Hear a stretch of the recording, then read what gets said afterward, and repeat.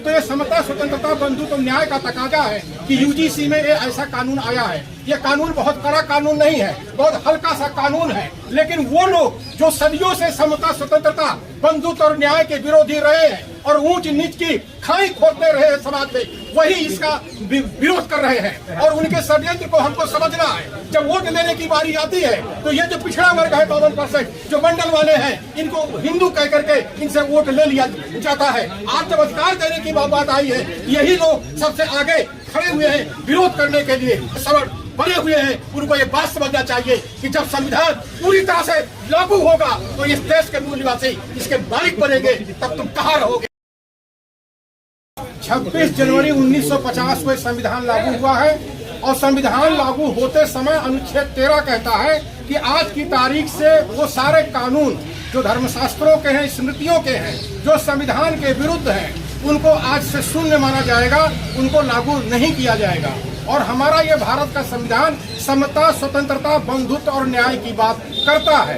तो ये समता, स्वतंत्रता, बंधुत्व और न्याय का तकाजा है कि यूजीसी में ये ऐसा कानून आया है। ये कानून बहुत कड़ा कानून नहीं है, बहुत हल्का सा कानून है, लेकिन वो लोग जो सदियों से समता, स्वतंत्रता, बंधुत्व और न्याय के विरोधी रहे हैं और ऊंच नीच की खाई खोदते रहे हैं समाज में, वही इसका विरोध कर रहे हैं। और उनके षड्यंत्र को हमको समझना है। जब वोट लेने की बारी आती है तो ये जो पिछड़ा वर्ग है 52%, जो मंडल वाले हैं, इनको हिंदू कह करके इनसे वोट ले लिया जाता है। आज जब अधिकार देने की बात आई है, यही लोग सबसे आगे खड़े हुए हैं विरोध करने के लिए। ये हिंदू शब्द फारसी शब्द है, ये नफरत फैलाते हैं हिंदू और मुस्लिम के नाम पर, कहते हैं मुसलमानों में शिया सुन्नी है। आज ये हिंदुओं के अंदर ये शिया सुन्नी पैदा कर दिए हैं। तो ये देश संविधान से चलेगा, इस बात को हम लोगों को समझना चाहिए। अगर देश संविधान से नहीं चलेगा तो ये धर्म तंत्र लागू करेंगे। और ये मोदी,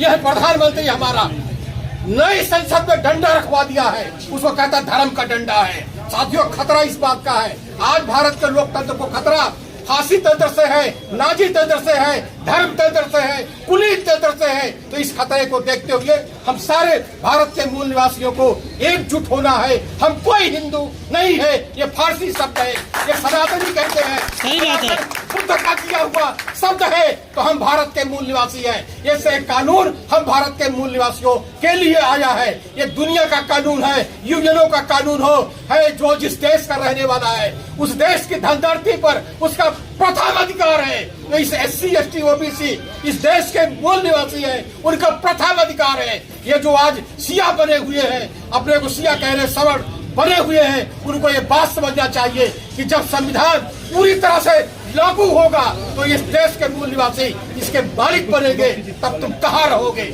इस बात की इसलिए आज वो हमारा विरोध कर रहे हैं। साथियों, हम सारे मूल निवासियों को एकजुट होना पड़ेगा और इस कानून को लागू करवाना पड़ेगा और पूरे संविधान को लागू कराना पड़ेगा। अभी थोड़ा सा संविधान लागू हुआ है तो इनको इतना बड़ा दर्द है। साथियों, ये लड़ाई लंबी है, इस लंबी लड़ाई को हमें लड़ना है। जय भीम, जय भारत, जय संविधान।